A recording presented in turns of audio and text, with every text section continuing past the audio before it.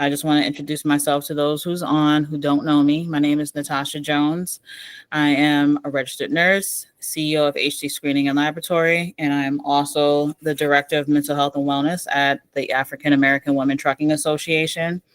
We provide medical compliance services to our community. In addition to that, we do affordable lab work, consultative services for OSHA, DOT. And in addition to that, we provide research for different entities that require it.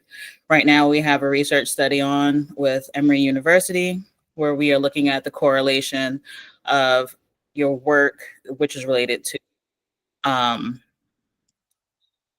the stressors that your chronic stressors that can influence the way that you age on the inside. So with that being said, today we have is it Cherrie or Cherrie? Cherrie Little. She sent me her bio and I'm going to read it because that's what we do here. We make sure we give everyone their props. And she has a laundry list of accomplishments. So basically she has been in family medicine and women's health nurse practitioner for over 7 years and dedicated in direct patient care. She also owns and operates in specialized women's health clinic, Xena Health, where she focuses on menopause, perimenopause, and sexual health. Utilizing, I'm sorry, because I ain't got my glasses on. Let me put them on real quick. Utilizing hormone replacement therapy. Her expertise spans a range of gynecological services, including contraception, irregular menses, PCOS management, and preventative health screenings. She also holds her doctorate in nursing practice from Uniform Services University. She is also a graduate of George Mason University. She has served the clinic leader, managing operations and ensuring high quality care for up to 60 patients daily in the urgent care settings. She is also a veteran from the United States Air Force. Today we have Cherrie join us in her incredible journey. So you have a really good bio. Thank you. Thank you very much.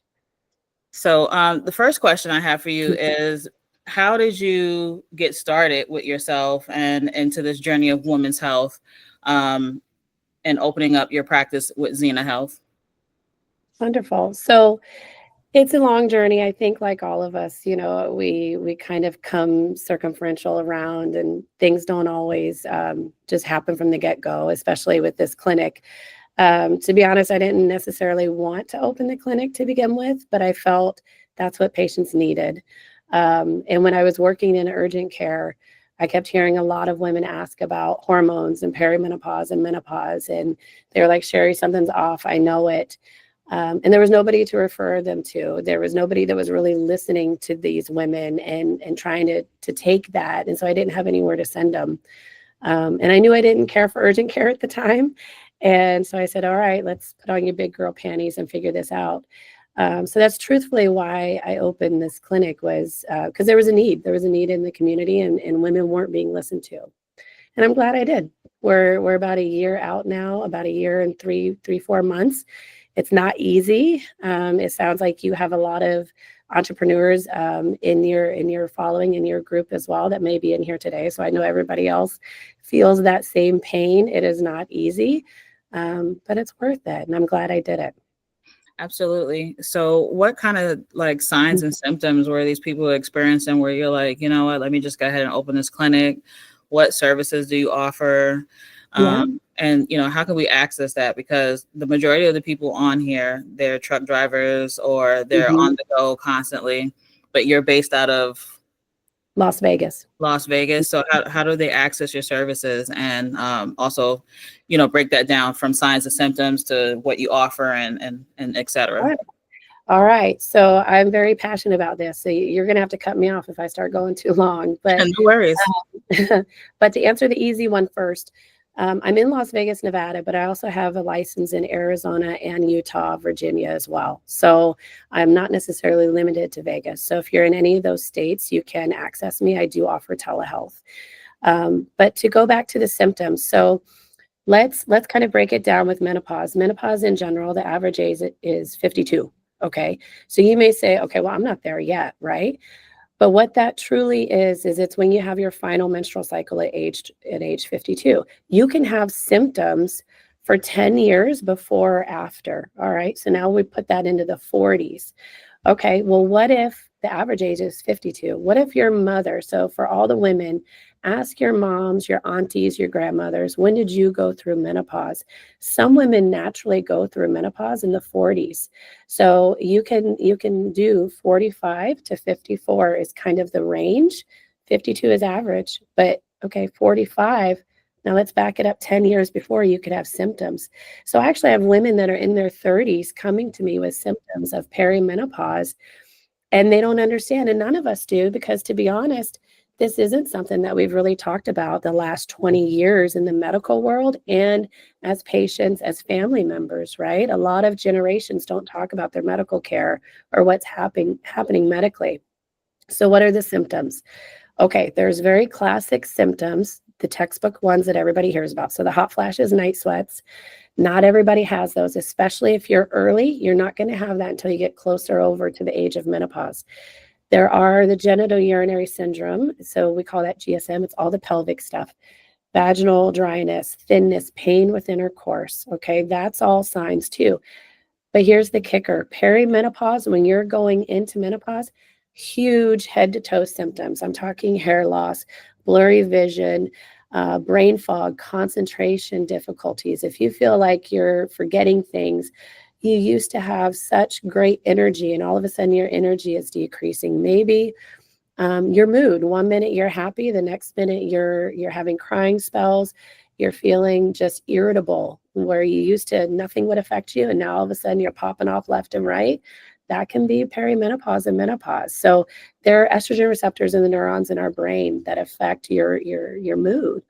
Joint pain, very classic. A lot of people get joint pain. Some people get itchy ears. That's a very weird one, but some people do that. You can get palpitations in your heart. So some people are like, oh my gosh, I'm having the big one here. That can be perimenopause, right? So literally head to toe, your libido, your sex drive, a difficulty with orgasm.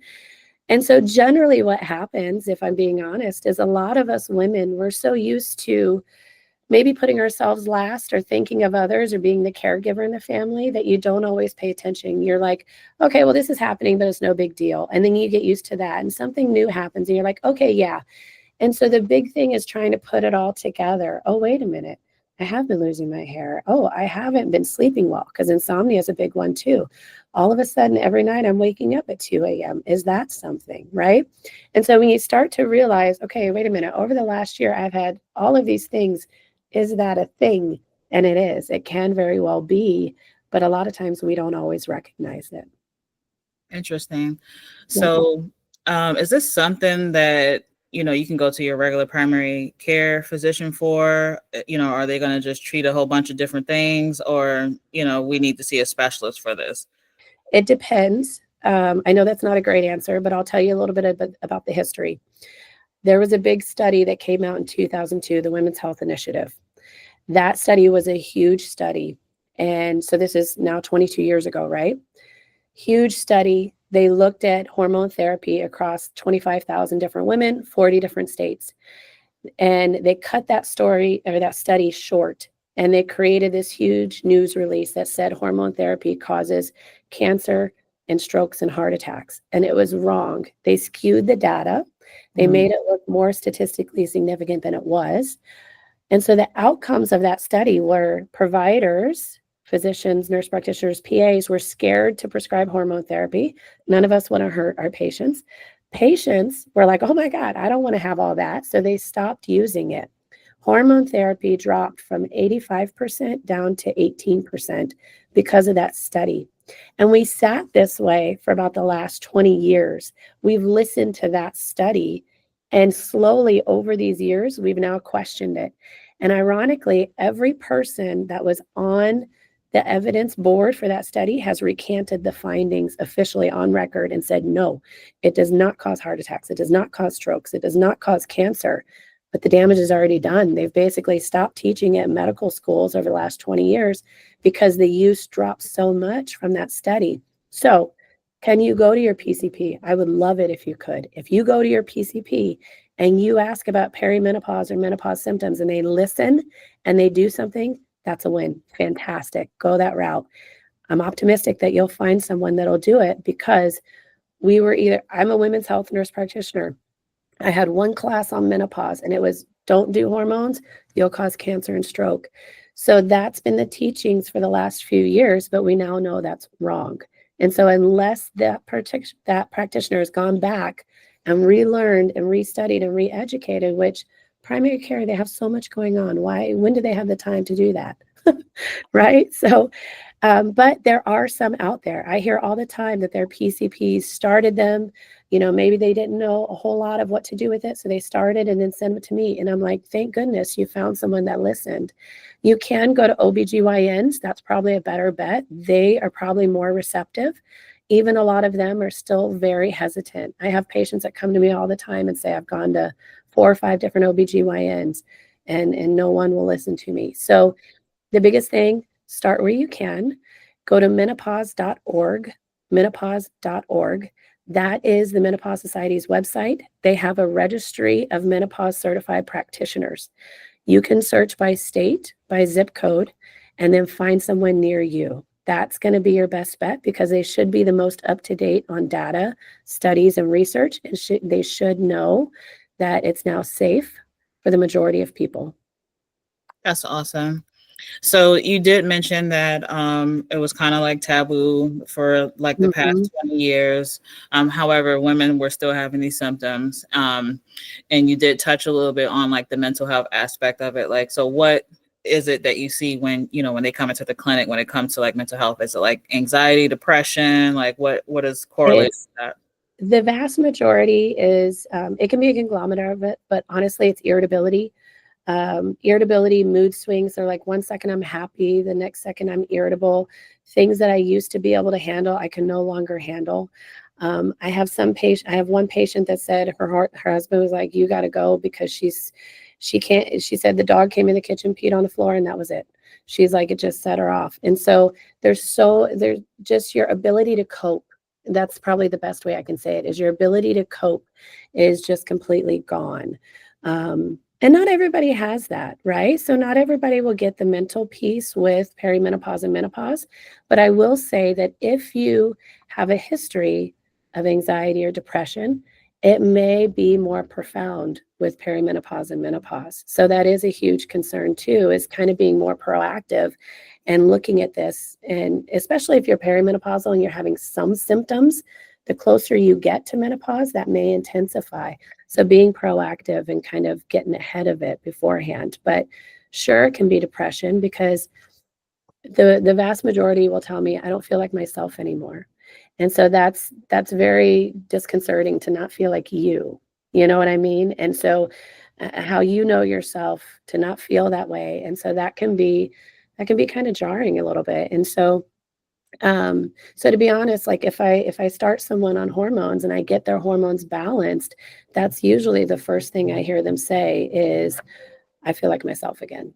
And that's how I know we've met it. We've met the goal, is when they say, okay, I feel like me again.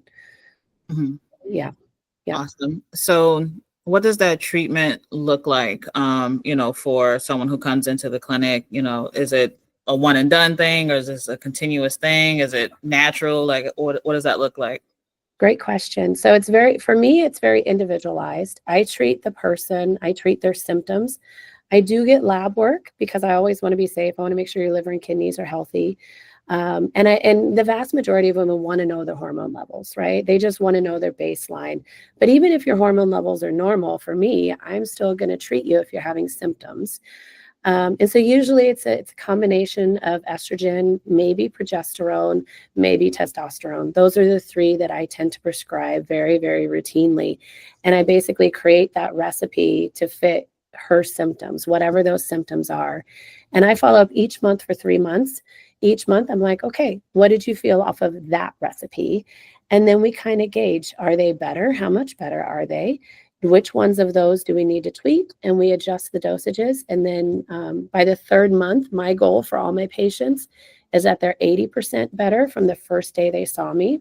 I tell them 80% because I'm like, okay, you've been on that dose for a month. So if you're 80% after 1 month, it's only going to get better the longer that you're on it, and everything just really kind of stabilizes. So the method of delivery, you can do patches, creams, gels. There's all different varieties. So that's kind of more in depth than we probably need to go. But I know that's always a common question as well, is how do we do this?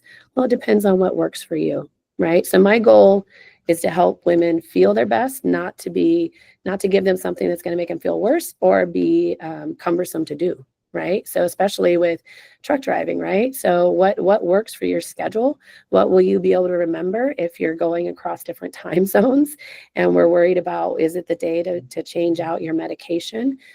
So ease of use. How does this fit into your lifestyle? That's awesome. Mm-hmm.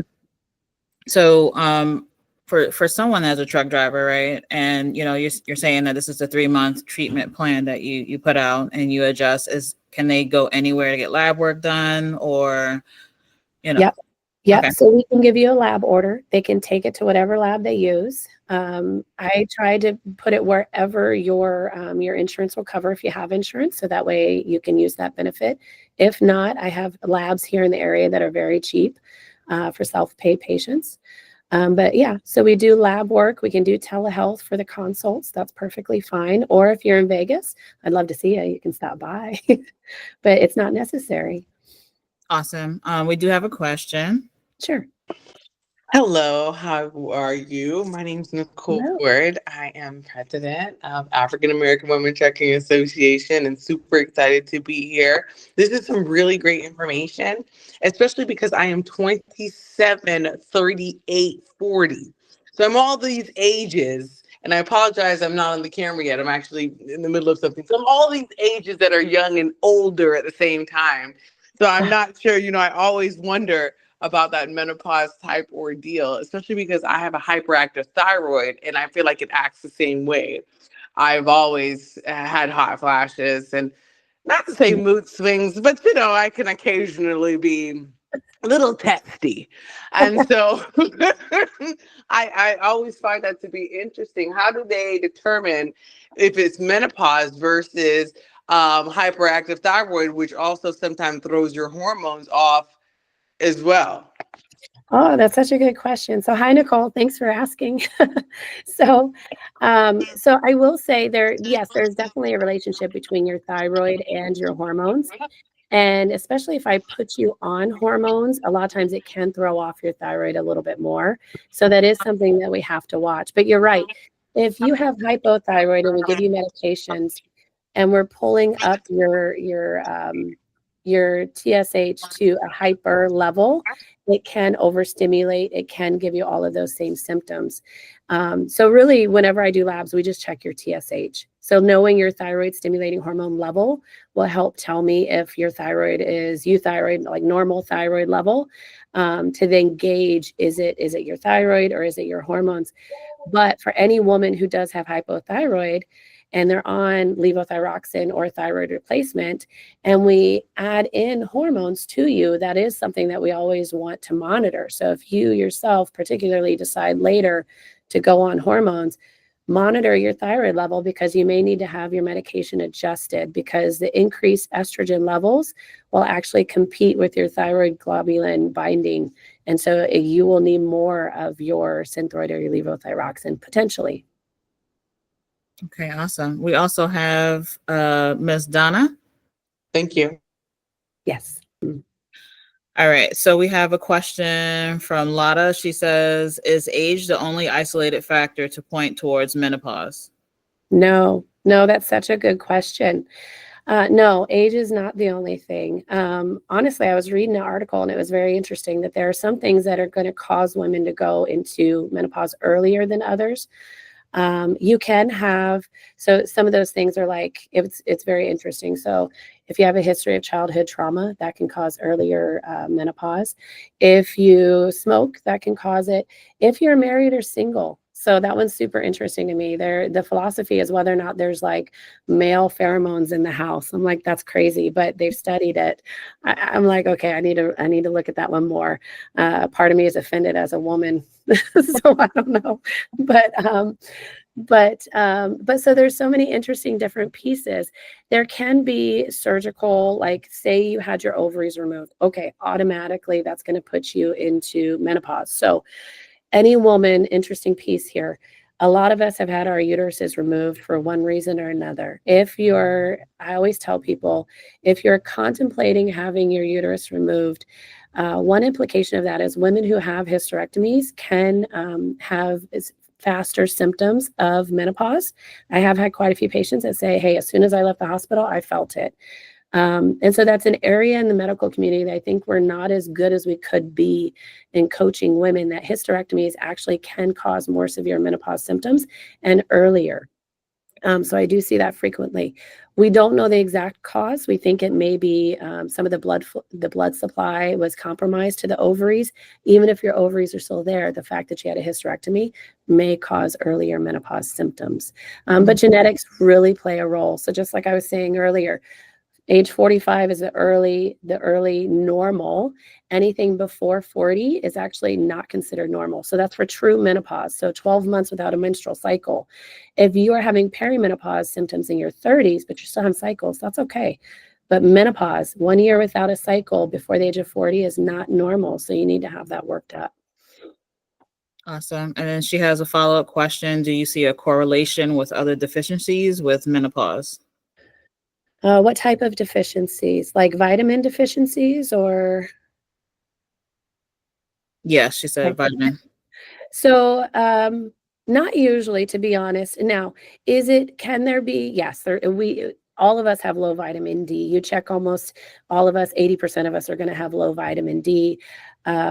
I do always recommend every single person should take a multivitamin every day because I'm like, none of us eat healthy 24/7. Like, let's be honest. If you are, you're fantastic and you're my hero. But a daily multivitamin is great. In general, collagen can help with menopause because low estrogen is going to decrease your collagen levels. So if we're worried more about the thickness of the skin, so you think of like fine lines and wrinkles. So with menopause, we lose our eyebrow bone and we lose our cheekbone. So that's why we get the hooded eyes and the nasolabial folds. So collagen actually increases the thickness of your skin. So that can help as well. But other true deficiencies, it's really just a hormone deficiency. Truthfully, it's your estrogen decreasing that really causes your symptoms with perimenopause and menopause.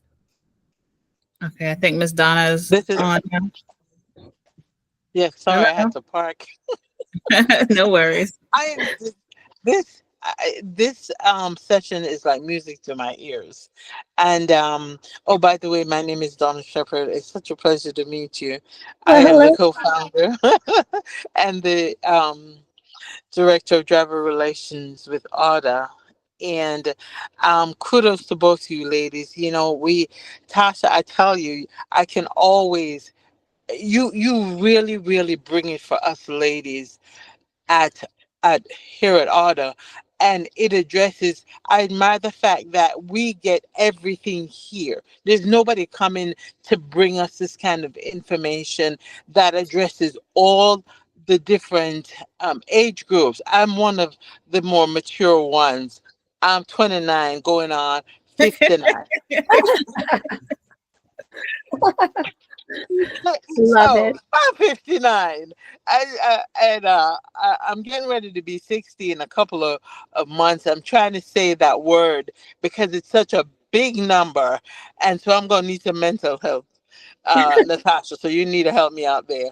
But this was like music to my ears because I cannot sleep. I don't sleep. I actually don't know how I function because I need very little sleep. Apparently, um, the hot flashes, my hair will grow today, it'll all fall out tomorrow.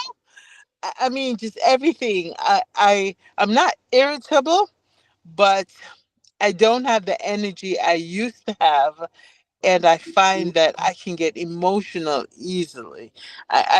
Funny enough, I'm way calmer now than I was when I was 30, 40, I'm totally calm, which is, ask my daughter, Nicole. I am a totally different person. I'm very calm. Now, don't take me there now, because, you take me there or I'm there all the way.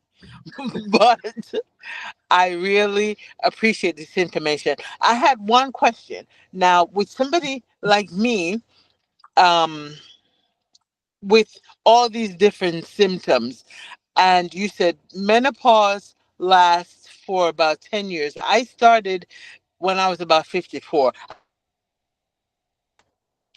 but, and then my cycle just stopped. And then Mhm. 2 years later, it was back on. And so for the last 3 years, I mean, I'm like full blown menopause. So the question is, how do Mhm. you um, determine how to regulate somebody in my advanced stage of menopause? And I'm almost 60. How long is this going to last? How much longer? Well, that's a great question. So I will tell you, so when it comes to the bleeding, so it should be 12 months without a cycle, you are considered postmenopausal. There are a lot of things that can affect that, right? So hormones, IUDs, all that kind of stuff. If your cycles have started back up after more than a year, then I would want to do an ultrasound and make sure everything's okay. If they've been going this long, so the average age is 52, but women go much longer until they reach menopause. Okay. So I will tell you, you're having symptoms, right? And you could be feeling better, it sounds like. I was going to tell you, it's funny because you say you used to be a lot more spicy, we'll say it, right? Hmm. And I have had patients that I put them on hormones and they go back to being spicy. And they're like, yeah, I'm telling people left and right where to go and how to get there. And I'm like, oh, is that too much? And they're like, no, that's me. That's normal. So I could put you back. It depends. So, but here's the thing. When it comes to hormone replacement therapy in general, we classify risk because anytime we do hormones, we always want to make you feel better. Medical care, regardless, we're trying to do no harm. So we always talk the risk of what I'm giving you versus the benefit. When we talk hormones specifically, there is a timing hypothesis. Women under the age of 60 have a better prognosis if we start these before the age of 60 versus women who we started after the age of 60. There's more risk. You still get benefits across both boards, but it is better to start it under the age of 60. Why? Okay, I geek out on this stuff. So again, you're going to have to cut me off. But why? Because if you think about it, midlife is when what happens? Women, we gain weight, we get high blood pressure, we become diabetic, um, uh, diabetes, our cholesterol goes up, right? Well, let me tell you. So, does that happen just midlife? What happens in menopause? We know the studies show estrogen dilates the cardiovascular system. So, it's cardiac protective. It actually lowers your cholesterol. It improves your insulin sensitivity by 30%. So, it can help decrease diabetes. So is it really that we all just got fat, overweight, high blood pressure, and diabetic, or did our estrogen go down? And so estrogen can help prevent diabetes. It can help your cholesterol. It can help your heart. It can help prevent dementia. And so how long your receptors have been deprived of estrogen matters. So that's why Wow. doing it under the age of 60, because you having hot flashes and night sweats is your levels doing this. And your body's going, I need estrogen. And so, how long are you depriving your body of estrogen? If it's more than 10 years or over the age of 60, and then we throw estrogen on, you may have been without it for so long that now I'm going to cause harm. I may cause inflammation. I may make your risk of dementia even worse. So, there is a timing hypothesis with hormones. So, not to say to give yourself a birthday present, but if it's in a couple months, you may want to consider it. Because hot That's flashes and night awesome. sweats are usually one of the easiest things to take care of with hormones. That's awesome information. So I what? didn't know there was any hope. Thank you. Yes. And I don't think that actually, I don't think, I know that women across the board, regardless of our age, know this because we all know, the one thing we all know is hormones will give you cancer and you will die. That's what we all know. And that's what So, I was saying in the beginning, right? It's from that bad data, that bad publicity that came out 22 years ago, and we're still being told that today. wow. So women in their 30s that are experiencing, you know, late 30s or mid to late 30s that are experiencing mild menopausal symptoms, Mhm. you can still, treat those, or do you have to wait until they're in their 40s and it's full on and popping? No, you can still do in their 30s, but here's the thing. Women all the way, and let me tell you this piece too, all the way up until your final cycle, your final period, you can still get pregnant. So even if you're having irregular cycles 3 months apart, 5 months apart, you have a cycle, you can still be getting pregnant even towards the end, right? So a woman in her 30s, that's my first thing is, do they want a pregnancy? Because hormone therapy, if I'm giving you hormones, I'm really just treating your symptoms, right? So say I treat you, Miss Donna, I'm going to give you only the amount to help you feel your best. I'm not going to give you this high amount if you don't need it. I'm not trying to suppress ovulation and keep you from getting pregnant. And so hormone replacement therapy for menopause, perimenopause does not safeguard against pregnancy. So women who are still in their 30s, 40s, even 50s, if pregnancy is a concern, then we want to do contraception. Now, contraception, it's not always bioidentical. A lot of women don't like contraception, but it still has estrogen, it still has progesterone. So it's still going to Oh, help wow. with your symptoms. It will still help. And it'll safeguard against pregnancy. Do you want a baby or do you want a hot flash? And So and and I have another question. How are you getting this information out? Because I have never heard this, and this is monumental. oh, thanks. So I do have social media right now. I'm on Instagram. I'm on Facebook. You can find me under Xena Health LV. LV is for Las Vegas. Xena is XENA Health HEALTH LV. I do a lot of social media reels. I do menopause series. I started treating men recently because a lot of women, when I help them to feel better, they want their partner to feel better as well. And so really my goal with this clinic is to help women feel their best, no matter what that means, with or without hormones, doesn't matter. Belada just said she wants her hair back. I Yeah. want mine back too. I have one more question. You just said you treat the men. Yes. Well, I'm not heard of men being in menopause, even though it starts with men. So where does that fit in here? Yeah. They call it andropause. That's the Never name. heard of So that.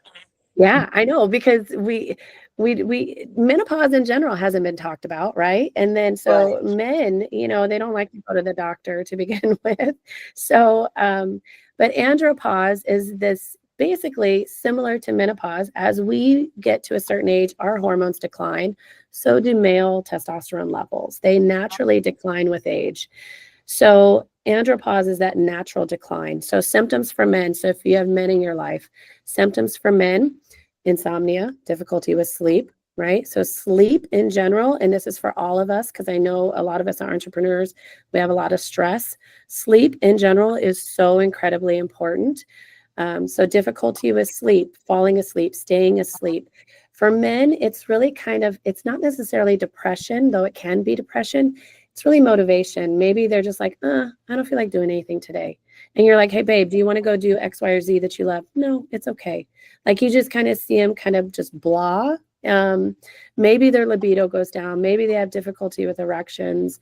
But it's really just the overall feeling that they kind of have this fatigue, That's decreased mood, decreased energy. And so you may have more of when we replace testosterone, they have more energy. They actually sleep better.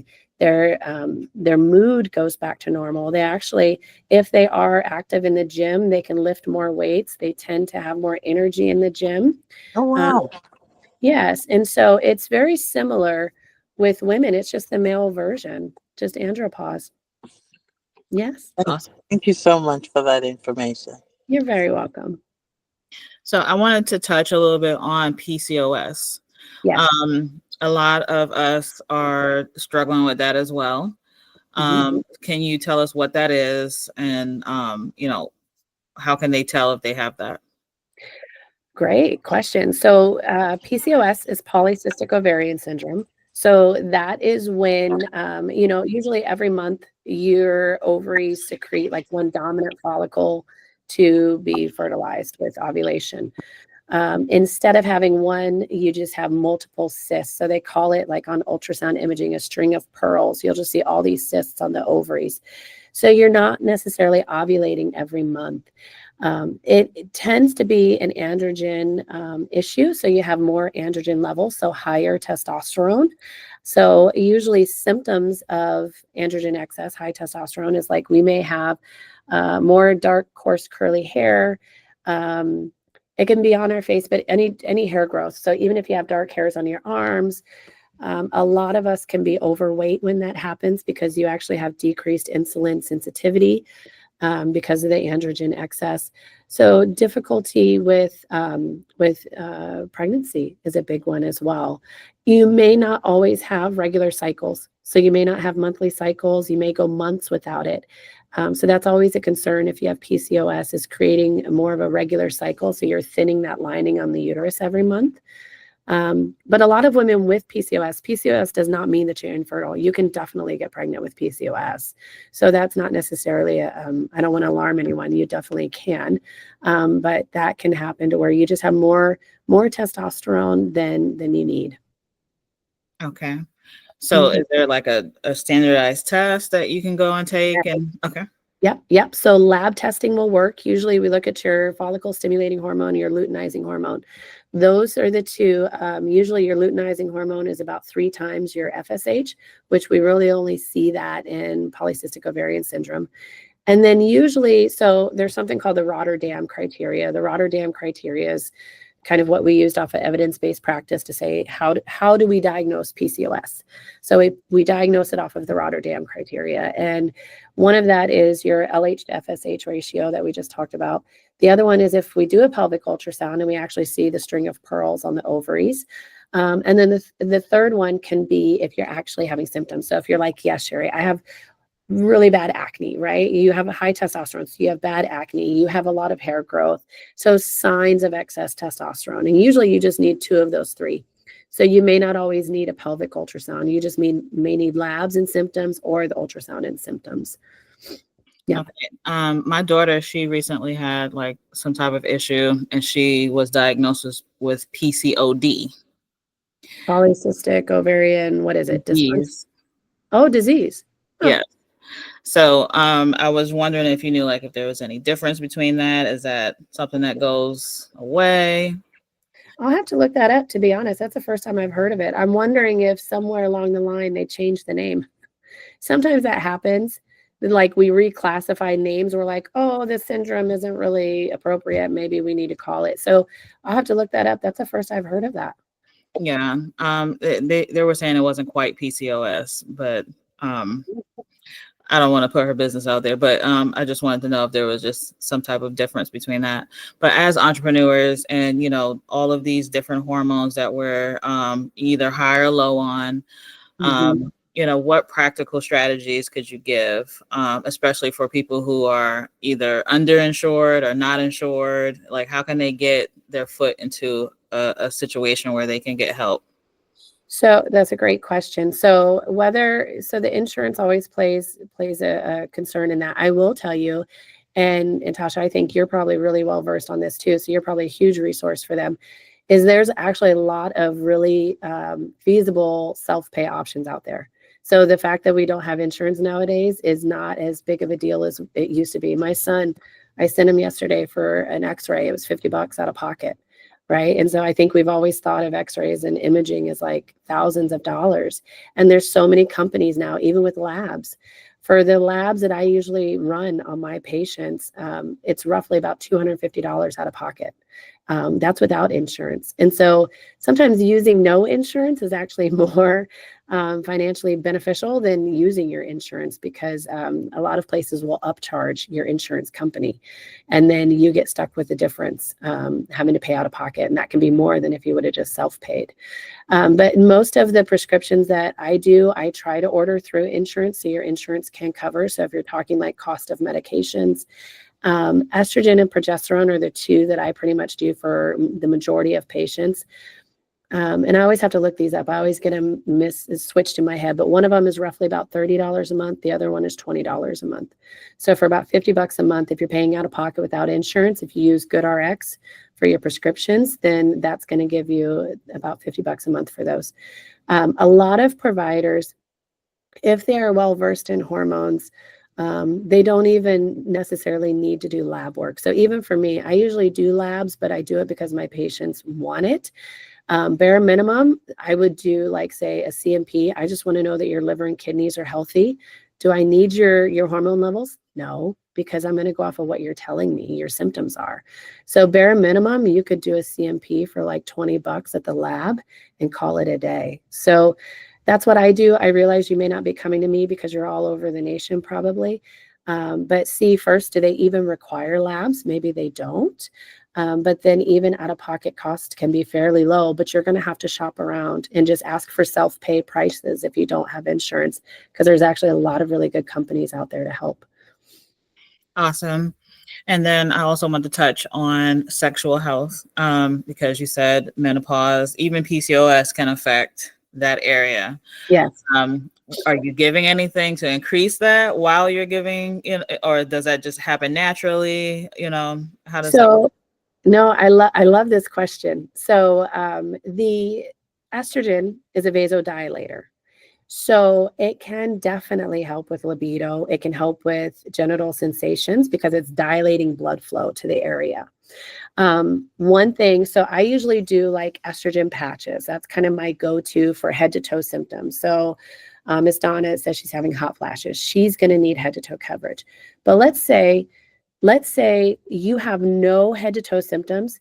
Say you just have painful intercourse, because that happens, right? As our estrogen level goes down, the vaginal tissues thin out, and it actually almost feels like paper sometimes. And so with intercourse, just that friction can cause tearing and pain. So say you do vaginal estrogen. It's a cream. In my opinion, every woman should be allowed vaginal estrogen, okay? That's a very easy. If you call me and you're in one of the states I'm licensed, I'll prescribe it with no questions, okay? But vaginal estrogen it increases blood flow, but it thickens up that tissue. It brings collagen back in, so it takes away painful intercourse. So in my opinion, again, my goal is we all live our best life, right? Why do we have to have painful intercourse? Why should we not have the best orgasm ever? And why do we not have libido? So all of that can happen with menopause, perimenopause. It can happen even on its own without it. So estrogen in general will help. So usually what I do is I start with estrogen and progesterone, see what benefits you get. And then I do add in testosterone if needed. So testosterone, I usually do it for women in a cream. It helps with brain fog and concentration. It helps with energy. It helps with libido, and it helps with orgasms. And so I do a very small dose for women. We don't need much of anything, but it can definitely help. And so there's also something else too called DHEA. It's a vaginal suppository. It's meant for painful intercourse. And so that helps as well, because we have a lot of testosterone receptors in the vaginal canal. So I think women in general, we get nervous about testosterone. We think of testosterone as a male hormone. It's not. And we actually have more testosterone in our reproductive years than we do estrogen.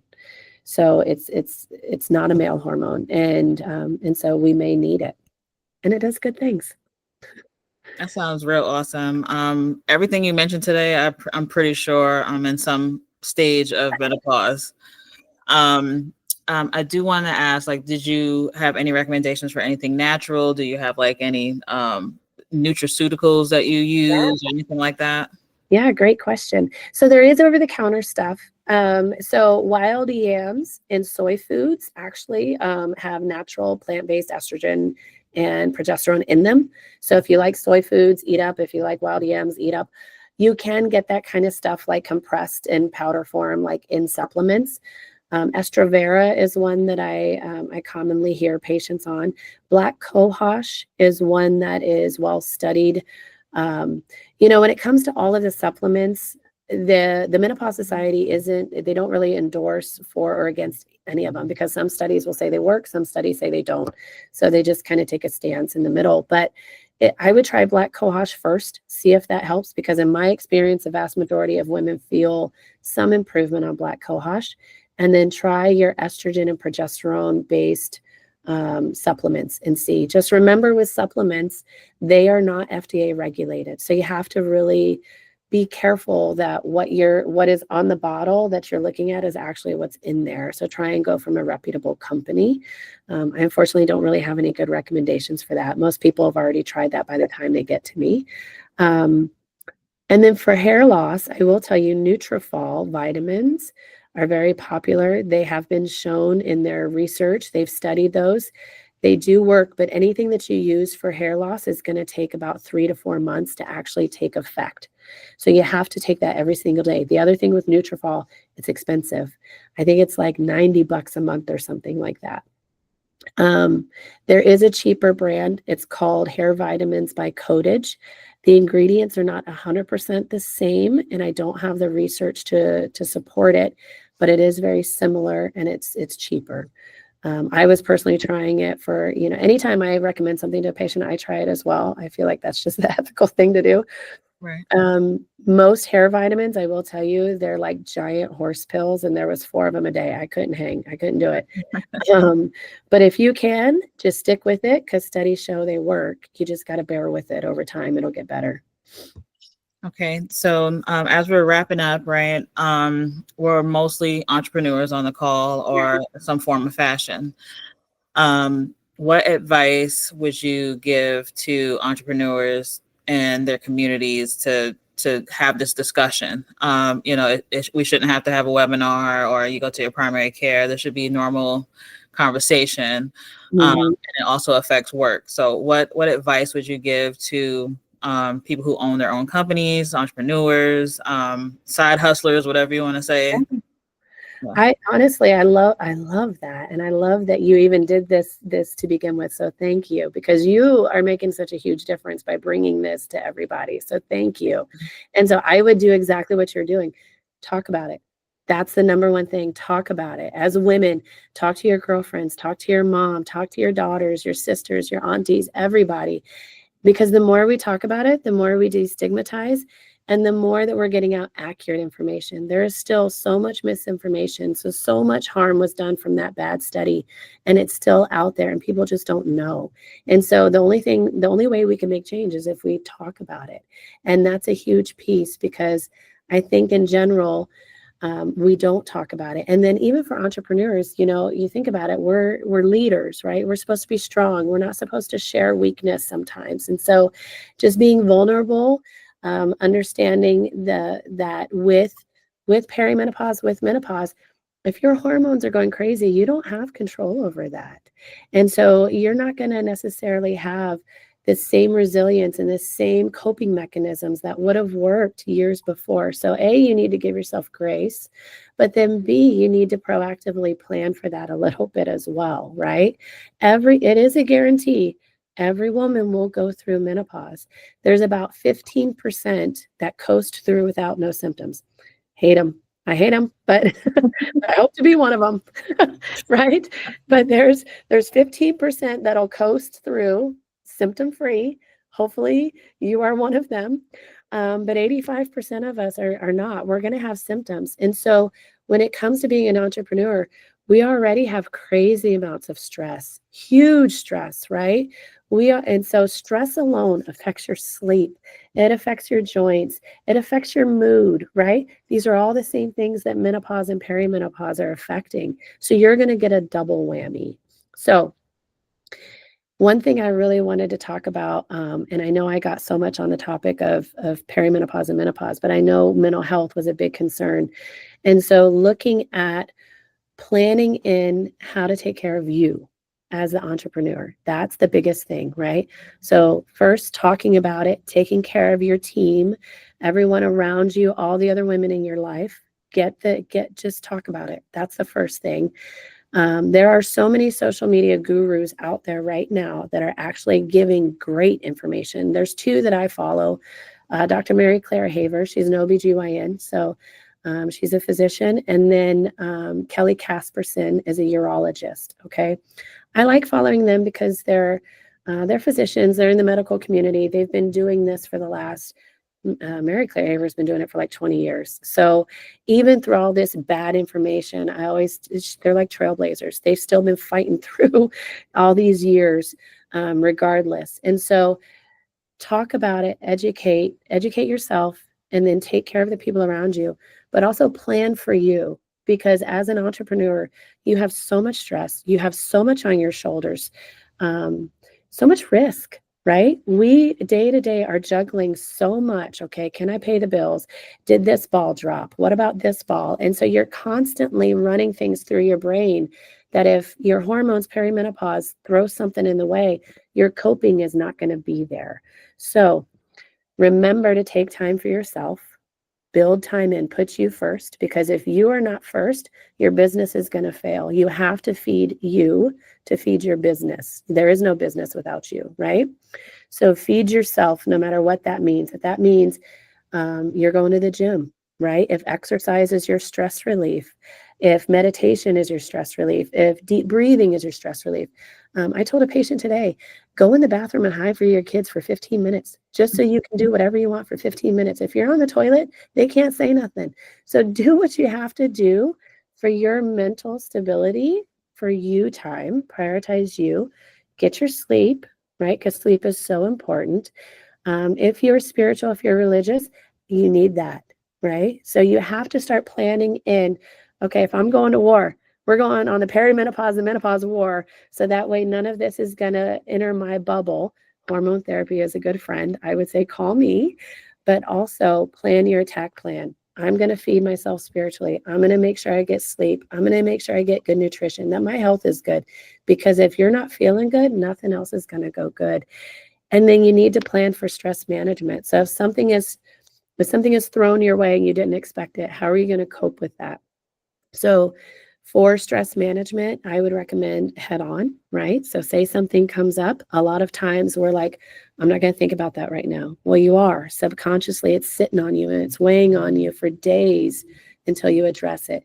Knock it out. Protect your body. Protect your mind. Okay. I think that's my soapbox. You did very well. I love that. Thank you. That. So what's next for Xena Health? We're trying to take over the world, baby, one day at a time. So we'll see if we can do it. No, honestly, we're trying to grow. We've only been in here. I've only been in business now for about a year and 2-3 months. August was our birthday. I'm really trying to, my passion is hormones, menopause. There is this huge amount of women that have not been heard and listened to. And I tell you, as soon as I put them on hormones, 9 times out of 10, they feel fantastic and they feel so much better. And I get so much pleasure out of helping this group of women. So I want to help the biggest amount of women that I can, truthfully, but still enjoy my life. I still like vacations. I like an occasional alcoholic drink. I like to dance with my husband. So I don't want to take over the world too much. I just want to help as many women. So I'm hopeful that I can help your community. I love that this was women on here, and you have so many followers, and you know, I just love everything you're doing. I think your community is fantastic. If you guys ever need anything, reach out to me. I am happy to help.